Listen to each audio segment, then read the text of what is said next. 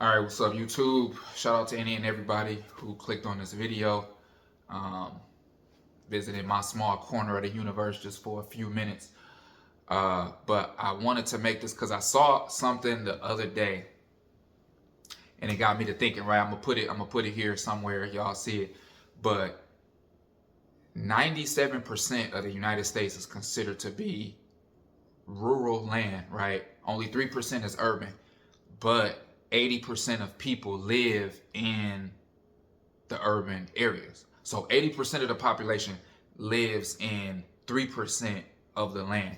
And it made me think about something back when I was in college. This was like around 2011, 2012. I took this class where we were talking about that year. It was either 2011 or 2012 was the first year in human history where more people lived in a urban environment, metropolitan kind of area than in a countryside, rural setting, right? So 51% of Earth now lives in a city or the metro, a metro city.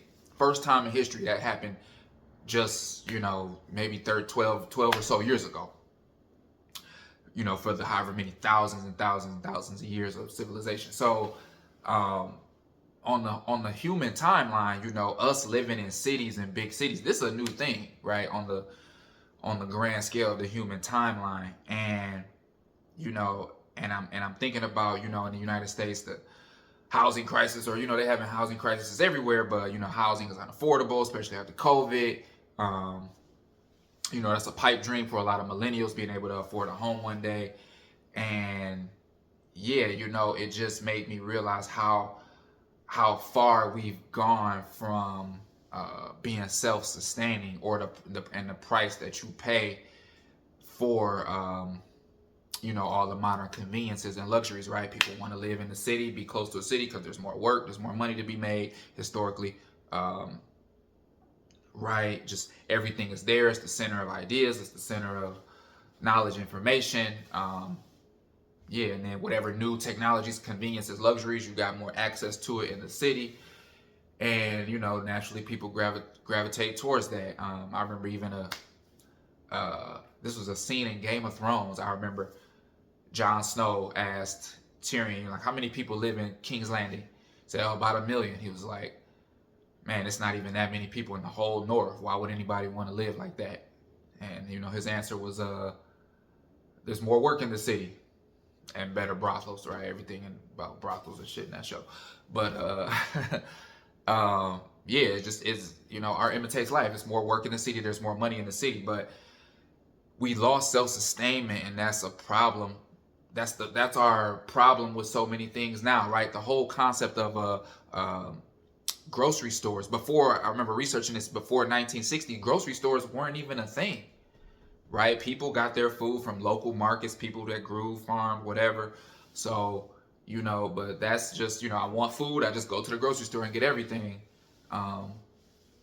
Living a modern life, never had to farm or anything like that. It's really all new for us. But I think, what's the solution? Like, man, if people, the pendulum has to swing in the other direction, so people start prioritizing self-sustainment, or if a wave kind of begins, and I feel like a lot of people already here, want to live more off. There are people, off grid, and promote that lifestyle and homesteading and whatever. You got to decide what's right for you, or how extreme. I'm not saying everybody need to go, just be no electricity, in the woods, right? But we do gotta kind of start coming back towards self-sustainment, carpentry, growing food, communities. And I don't know, we need a generation or two of people kind of just making that what education is, versus the old model. We got to be honest, that shit played out at this point. Public school, middle school, high school, college, like it's not setting you up to get ahead in the new world, not really. So, yeah, let me see. I'm kind of rambling on, but no, I just thought that was an interesting,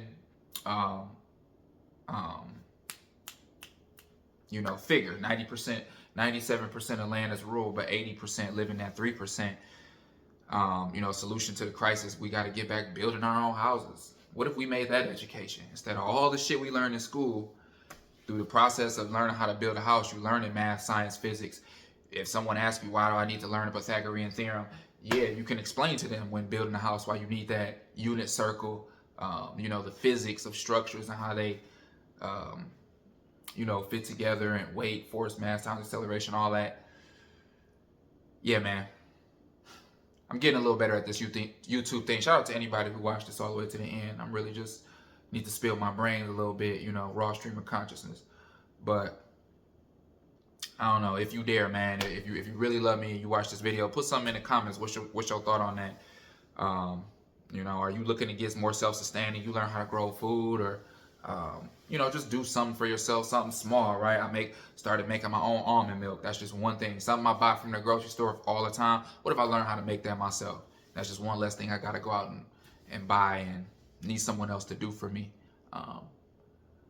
So yeah, man, leave something in the comments. Shout out to y'all who watched this video. Thanks, appreciate it. Catch the next video.